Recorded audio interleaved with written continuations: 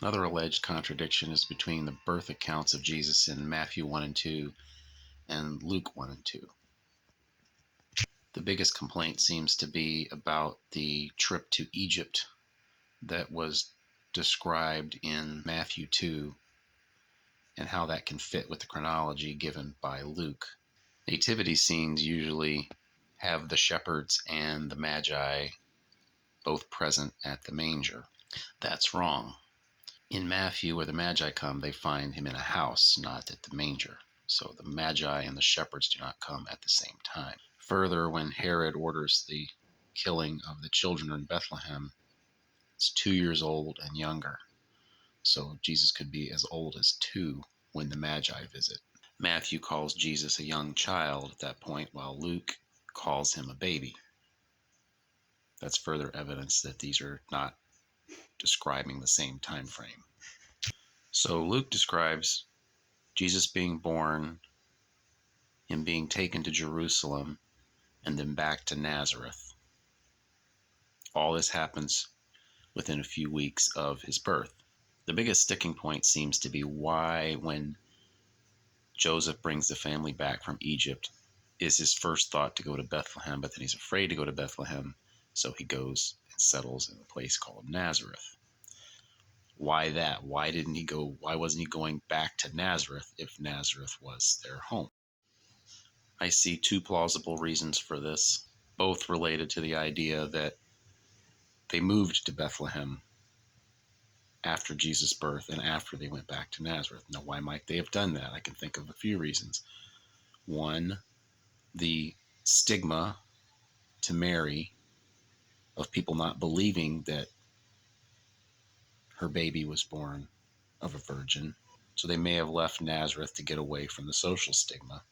It's also possible that in their trip to Bethlehem when Jesus was born, that Joseph saw work opportunities there, maybe better carpentry opportunities than he had in Nazareth, and they went there for that reason. Or they knew about the prophecies about Jesus being from Bethlehem, that perhaps they thought he should grow up in Bethlehem as the son of David.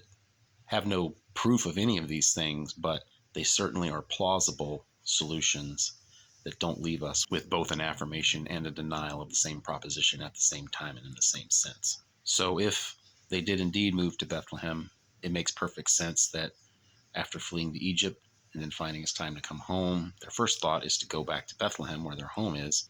But because of fear of Herod's son, they went to the most logical place to go next would be Nazareth, where they were from. And someone might say, well, why does Matthew say he settled in a place called Nazareth instead of just telling us this? Well, maybe Matthew just didn't know. It's quite likely that Matthew and Luke didn't know all the same things. So the only reason to see a contradiction between the beginning of Matthew and the beginning of Luke as far as Jesus' birth is because someone wants to see a contradiction there.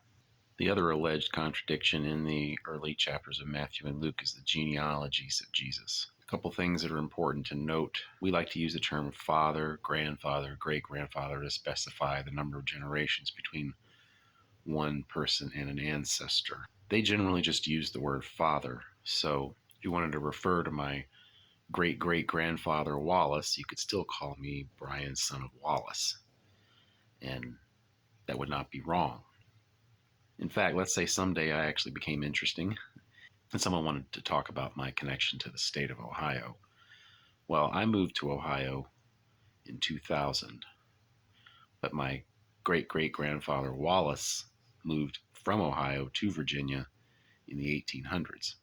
If someday someone found me interesting and was talking about Ohio, they might talk about me as Brian, son of Wallace, because the generations in between never lived in Ohio. Now, they would probably specify great-great-grandfather in our day, but back then they would use the word father and son, not great-great-grandfather and great-great-grandson. In the genealogy of Jesus in Matthew, 3 generations are skipped, and probably intentionally, because those generations relate to intermarriage with King Ahab.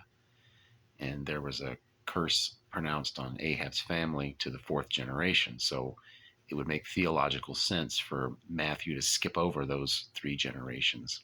So with those points in mind, the generations are sometimes skipped, and the terms son and father apply whether it's directly or multiple generations. The key sticking point seems to be in how it defines Joseph's father as Jacob in one genealogy and Heli in the other. Jacob in Matthew and Heli in Luke. Heli could be Joseph's grandfather, perhaps through his mother's side of the family, or he could even be his father-in-law, because direct, there was no explicit word for son-in-law in Greek at that time. There was a word that was sometimes used of a son-in-law, but it isn't necessarily required. It is not wrong to refer to Joseph as the son of Heli if Heli was his father-in-law rather than his actual father. Why would he do that? Well, with the cultural preference for fathers over mothers, in terms of counting genealogies, it would make more sense to use Mary's father rather than Mary herself in that genealogy, or at least it may. So again, we don't have the same proposition, both affirmed and denied at the same time in the same sense. And so we have no basis to assert that there's a contradiction.